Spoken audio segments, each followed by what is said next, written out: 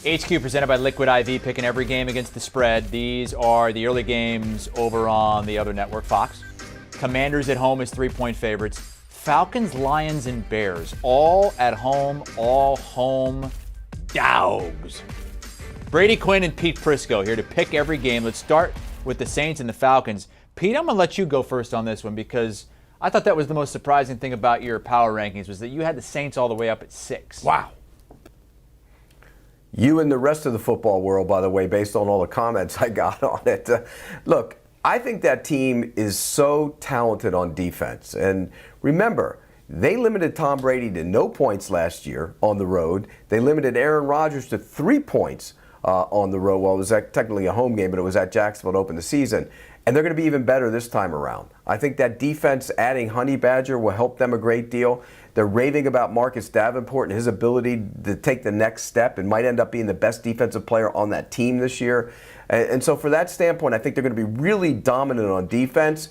And it all comes down to Jameis Winston. And I think he's going to play well enough, provided he doesn't try and be a hero on every play, to really hit some shots down the field. And remember, their bottom 3 receivers on the roster this year were the top 3 guys a year ago. Now you get Michael Thomas back, you get Chris Olave, and you get Jarvis Landry. They're going to be a good football team, and I think it's going to show up right from the start. So I'm going to take the Saints to dominate a bad Atlanta offense. I take the Saints minus the points. You know, Pete, it's going to be an interesting week one because we've got so many home underdogs. And this is and a lot of divisional matchups, too, for that matter. And this is one where I look at it and go, I think everyone's walking into the season saying the Atlanta Falcons, you know, because it's Marcus Mariota and maybe eventually it'll be rookie Desmond Ridder at quarterback, they're not going to be able to compete with some of the likes of the teams in their division or at least on their schedule.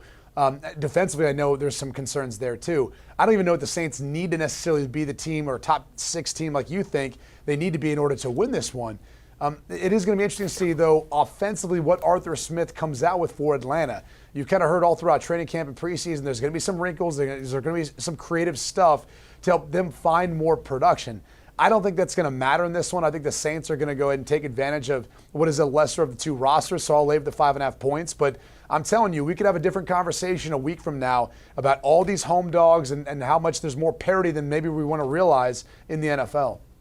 Atlanta was 0-7 at home against the spread last season. But you guys lock unity. Saints and the under, the picks from Pete and Brady on that one. All right. Yeah, but you know what, though, Chris? What? Hey, Chris, Brady put a little asterisk next to it, just like if the Atlanta covers. I was really scared of that game. Well, why don't you pick them then if you think that's going to be a close game? Hey, Pete, I'm pointing out the fact that so far, as we've gone down all our picks, that's 1, 2, 3, 4 games now of all our picks have been home underdogs, and there's still more to come. I'm just pointing out the sheer fact that we have divisional matchups, tend to be tight, and we have home underdogs in the NFL. That usually isn't a good recipe when you're picking road favorites, and that's what we're doing in some of these cases. You're like Kyle Shanahan, who we're going to talk about in the next game. You're hedging. You're hedging, Brady. That's what you're doing.